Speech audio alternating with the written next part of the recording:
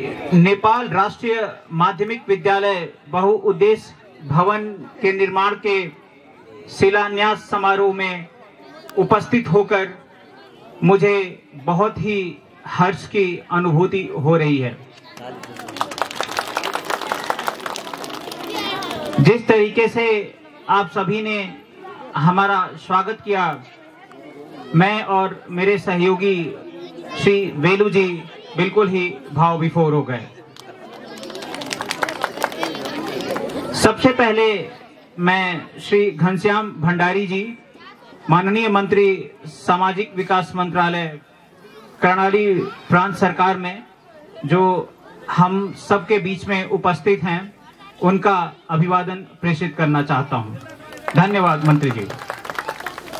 आप सभी जानते हैं, इस भवन का निर्माण भारत नेपाल विकास सहयोग के तहत भारत सरकार के वित्तीय सहायता से होगा।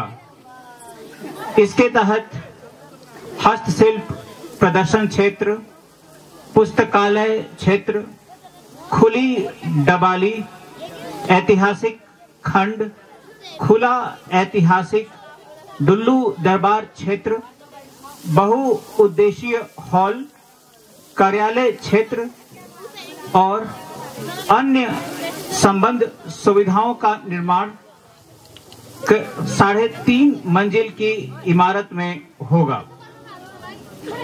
इस पूरी परियोजना का कार्यान्वयन डुल्लू नगरपालिका दैलेख के माध्यम से किया जाएगा। मुझे बताया गया है कि इस इमारत का निर्माण ऐतिहासिक डुल्लू दरबार के अनुसार डिजाइन किया गया है। प्रत्येक मंजिल में 2 बड़े हॉल और 1 खुली डबाली है। इसका उपयोग स्कूल लाइब्रेरी के लिए किया जाएगा और इससे स्कूल छात्रों को अधिक से अधिक लाभ होगा। जैसा कि आप सभी जानते हैं, इस इमारत का निर्माण भारत सरकार की फ्लैगशिप परियोजना HICDP high impact community development programme के तहत किया जा रहा है। HICDP की शुरुआत नेपाल में 7 नवंबर 2003 को हुई थी और अभी तक इस परियोजना ने 20 साल से अधिक की यात्रा पूरी कर ली है। इसमें नेपाल के विविध क्षेत्रों में अनेकों प्रकार के प्रोजेक्ट किए गए हैं। 2003 से अभी तक भारत सरकार ने करीब 563 HICDP परियोजनाओं पे कार्य किया है। इन 563 में 15 परियोजनाएं आपके अपने प्रांत कर्णाली में हैं। में सिर्फ 5 परियोजनाएं आपके अपने जिला दैलेख में हैं।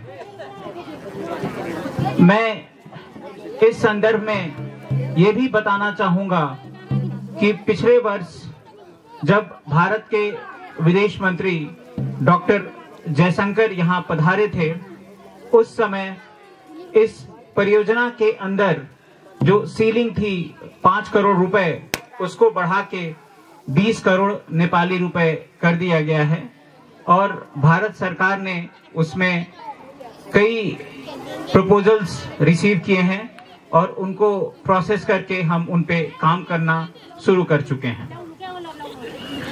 इसके अलावा भारत सरकार अपने स्वतंत्रता और गणतंत्र दिवस के उपलक्ष्य में नेपाल में उपहार स्वरूप एम्बुलेंस और स्कूल बस भी बांटती है।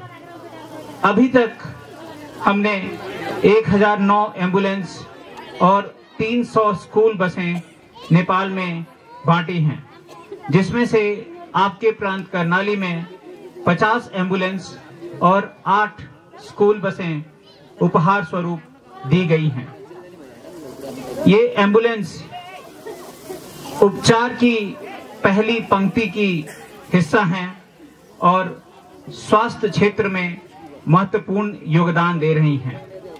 इसी प्रकार से स्कूल बस भी हमारे दूर दराज के छात्रों को उनके स्कूल तक पहुंचने में मदद कर रहे हैं।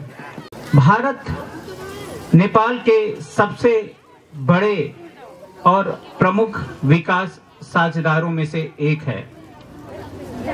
हमारा संबंध ऐतिहासिक, आर्थिक, सांस्कृतिक रहा है। इसकी वजह से विकास साझेदारी भी बड़ी प्रगाढ़ हुई है।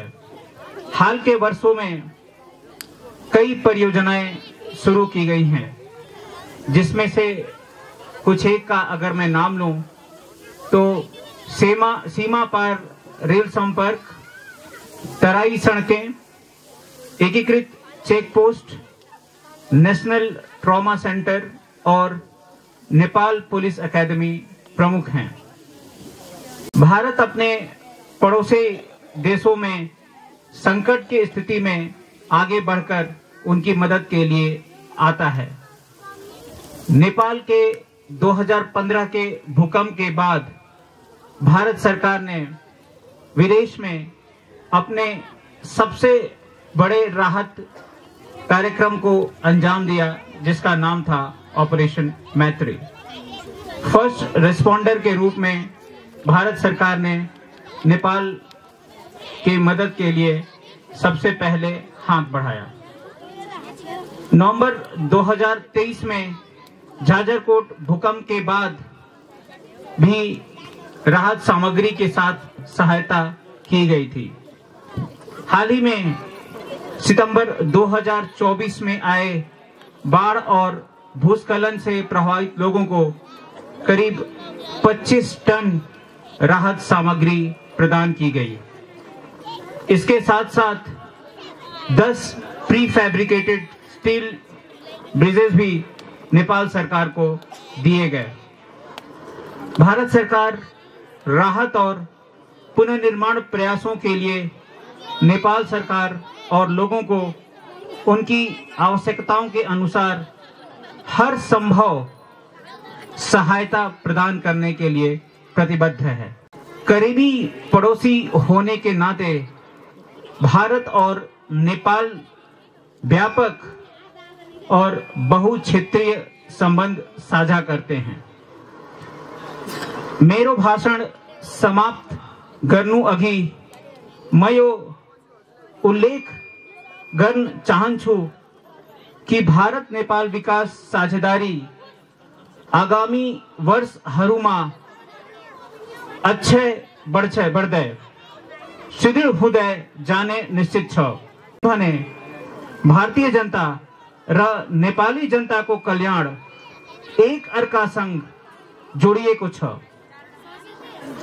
मलाई आशा छ कि यो परियोजना समय में संपन्न हुनेछ र भारत नेपाल विकास साझेदारीमा अर्को पङ्ख थपिनेछ र यस क्षेत्रका जनतालाई आगामी वर्षहरूमा धेरै फाइदा पुग्याउँछ। धन्यवाद। नमस्ते।